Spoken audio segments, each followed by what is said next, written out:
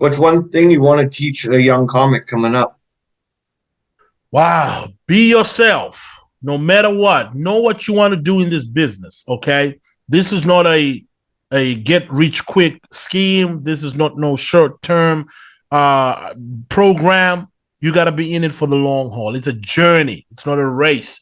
Take the time to get to know who you are as a comedian. Learn the business. There's more business to it than just talent. Talent is really 10%. 90% of it is business. You got to learn how to talk to the people who can get you, into the doors that you need to get into. Create these relationships. Comedy is a small, very small fraternity. We might be a lot of comedians, but very small. Like, somebody who knows somebody who knows somebody. So, we got to talk to each other right, and let your word be your bond, because it might really just mess yourself up in the long run. And that's just it. You were just saying about I might know somebody that you might know somebody, and just that. Like I see all these shows in Vancouver. There's a couple of guys that are always doing shows, putting on shows, and doing comedy stuff, and it's tough. Yeah, But they all seem to work together, and they do good. And maybe they'll get you up. Maybe they'll get you up here. exactly. I'm going to show them this clip. Obviously, that's right in New West, and it's only the best guys go there. For Or sure. any young artists about open mics, because they have those at all my local bars and stuff. And that They was gotta, important. You were saying in one of your clips that I found that yeah. they mean a lot to you. Listen, open mics is everything, man. Open mics is like, Arnold Schwarzenegger going to the gym every freaking day, bro. That's how you gonna work that muscle. That's how you just gonna get buff. That's the same thing with the stage. You're not gonna get sharp if you're getting on stage once a week. It's not going to happen.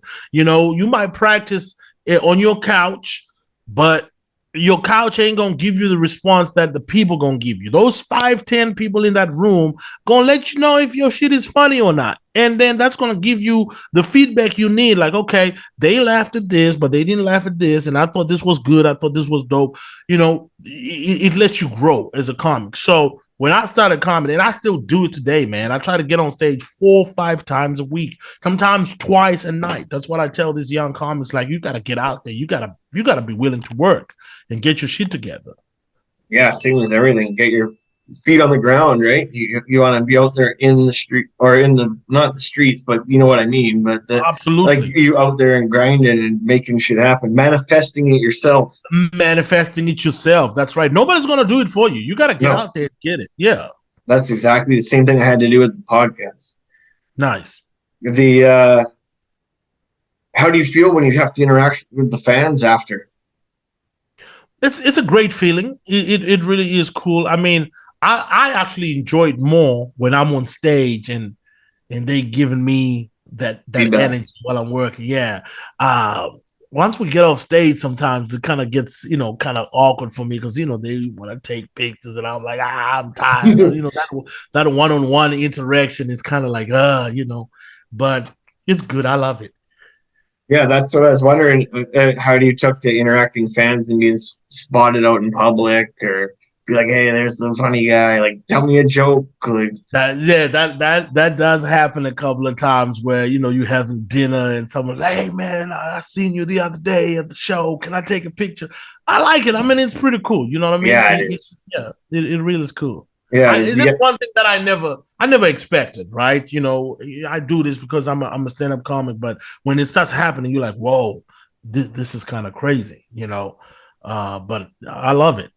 you get the guys. Everybody has a joke they want to tell you. You need to get guys in the bar in your ear, like, That happens every time, bro. yeah, Every time. I bet. Have you been in any movies? Well, yes, actually, as a matter of fact, I have. We did one movie called The Disconnection Notice. Uh, this was a few years ago.